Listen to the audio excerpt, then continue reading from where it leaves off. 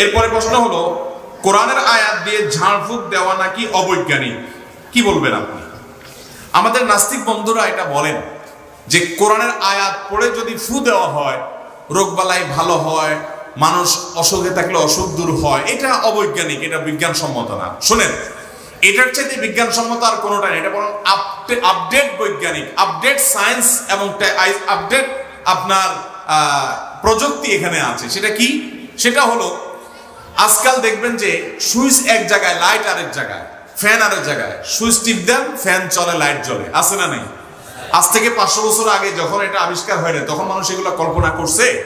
করে নাই। এখন তো আর ধরাও লাগে না, ছোঁয়াও লাগে না। মোবাইলে আপনি হাই গুগল, হাই সিরি বলে কল অমুক বললে মোবাইল আপনার ধরাও লাগে না, দূর থেকে বলবেন মোবাইলে কল দিয়ে দেয়। এবং গরম লাগছে বললে এখন সেই টেকনোলজি বের হয়ে গেছে যে আমার গরম লাগছে এটা বললে ফ্যান ঘোরা শুরু হয়, এসি চলা শুরু হয়। ঠান্ডা লাগছে বললে এসি চলা বন্ধ হয়। সেই টেকনোলজি চলে আসছে। তাহলে আপনি যেটা বলছেন নিজে না বুঝেও যদি বলেন, তাতে যদি কাজ হয়ে যায়, তো আল্লাহর কালাম তেলাওয়াত করে ফু দিলে সেটার মাধ্যমে কাজ হতে পারাটা বৈজ্ঞানিক না অবৈজ্ঞানিক? অতএব আপনার বিজ্ঞান, আপনি বিজ্ঞানের যদি পিছিয়ে থাকা পার্টে থাকেন, আপনি যদি আপ টু ডেট না থাকেন, আপনি যদি ওল্ড ভার্সনে থাকেন, তাহলে অনেক হায়ার টেকনোলজি, অনেক আপডেট টেকনোলজি সম্পর্কে আপনার কাছে এরকম মনে হতে পারে।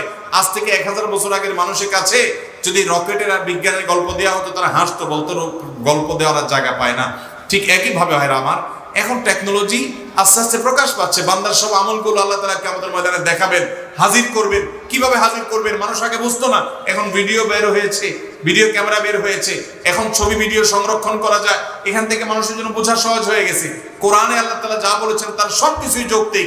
হয় আজকে বুঝে আসছে, আর নইলে 200-500 বছর পরে আসবে, না 2000 বছর পরে বুঝে আসবে।